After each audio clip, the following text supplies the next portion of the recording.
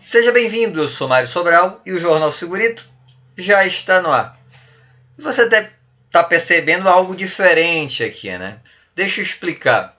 Eu dou aula no Instituto Federal do Amazonas faz 13 anos e todo semestre os alunos têm que fazer um evento de segurança do trabalho. Nesse semestre eles me chamaram para fazer a abertura. Então eu vou aproveitar e passar para você essa palestra de abertura. É uma palestra curtinha, só para fazer a entrada no evento deles. Então, bora lá. Eles pediram para falar um pouquinho sobre a NR10 e a NR35. E você conhece essas duas normas, tá? São normas bem importantes, são normas mais técnicas, que dependem de um conhecimento extra. Não dá apenas com a base da tua formação de técnico de segurança ou de engenheiro de segurança ter esse conhecimento. Então, bora detalhar cada uma delas. Detalhar não, ver rapidamente algumas informações. Primeiro, a NR10. Esta NR estabelece os requisitos e condições mínimas. Isso é importantíssimo. Eu posso fazer mais do que está nela. Ela só está dizendo, olha, isso aqui é o mínimo. Talvez seja necessário fazer algo mais. Você pode e deve fazer, mas a obrigação está aqui. Ok. Então, esta NR estabelece os requisitos e condições mínimas, objetivando a implementação de medidas de controle e sistemas preventivos de forma a garantir a segurança aos trabalhadores que direta ou indiretamente interagem em instalações elétricas e serviços com eletricidade. Aqui outro detalhe importante, que direta ou indiretamente. Então não é só o eletricista que está lá diretamente exposto ao risco.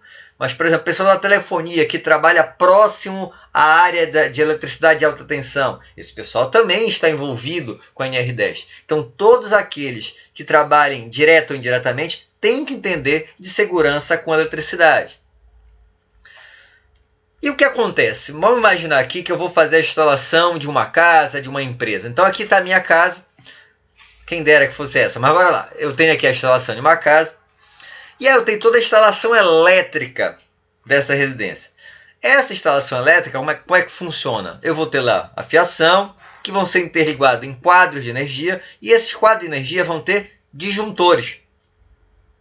Então, os disjuntores funcionam como um sistema de segurança. Se aquece muito o que está acima da carga, ele dispara e desliga.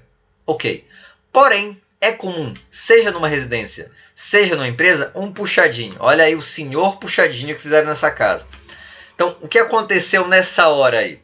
Aconteceu o seguinte, né? Aquele disjuntor e aquela fiação não estão mais adequados. Agora eu preciso de um disjuntor com maior capacidade, né? E uma fiação de maior bitola também. Só que foram avaliar os custos e tudo mais e verificaram o seguinte, olha, não temos grana. Não temos condições financeiras de fazer a mudança de todo esse sistema. E aí o que eles fizeram? Vamos trocar só os disjuntores? Então o que ele fez? Ele pegou, ao invés de trocar toda a fiação de disjuntores, para os disjuntores que estavam disparando, porque estava acima da carga, ele trocou por um maior. E lógico, agora não dispara. Mas percebe que a fiação está errada? E ela vai começar a aquecer. Como consequência, podemos ter o quê? Um princípio de incêndio ou até um incêndio propriamente dito. Então, essa falta de planejamento em relação ao sistema elétrico é comum, seja numa residência, seja numa empresa, e precisa ser visto. Outro problema que acontece com frequência é não ter um diagrama unifilar atualizado. Então, para que serve esse diagrama? O eletricista vai lá trabalhar num quadro de energia, vai trabalhar em algum lugar. Ele vai avaliar com base nesse quadro o que liga o quê. Porque imagina, ele foi lá nesse diagrama e verificou que tal disjuntor desliga tal lâmpada.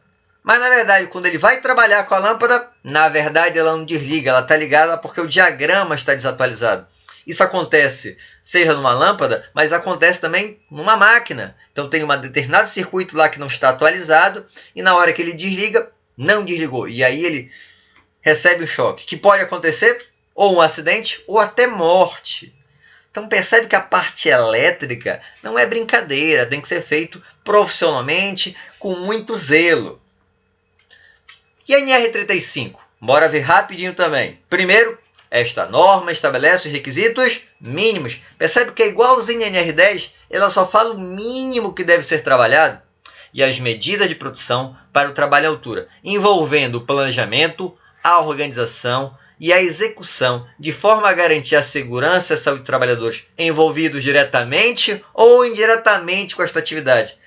Já ouvimos isso, né? Então, não é apenas quem está lá no trabalho à altura. Por exemplo, quem está no entorno lá embaixo, eles não tem que saber um pouquinho sobre o que está acontecendo para se proteger também?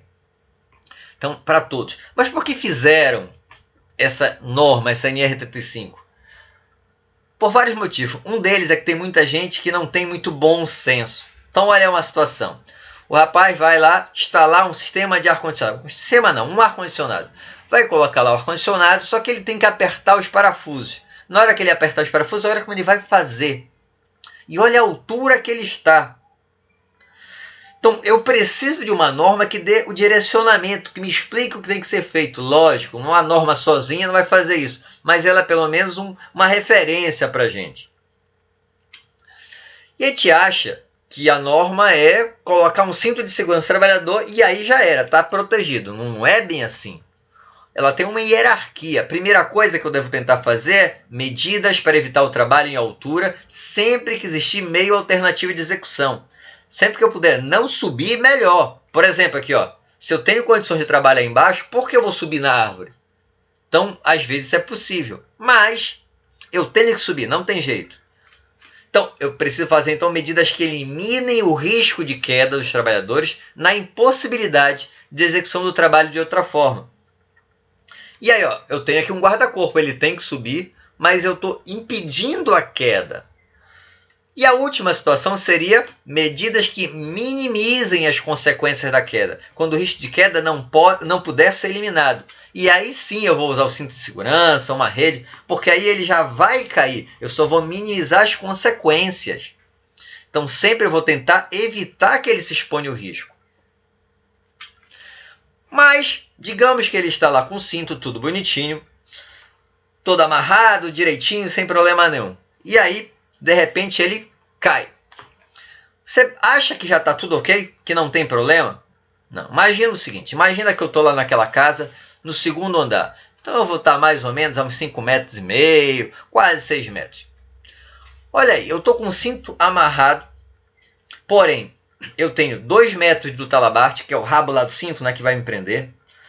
Eu tenho também outras coisas. Olha aqui, ó. Eu tenho 1,20 m do absorvedor de energia, que vai ser uma espécie de mola para diminuir a minha velocidade e eu não ter tanto impacto na hora que eu levar a estilingada do cinto na queda. Então tenho 2 metros de talabarte, 1,20 m de absorvedor de energia, eu tenho 1,80 m da altura do trabalhador, isso é média mais ou menos, e eu tenho 1 metro de altura de segurança para não ficar muito próximo ao chão.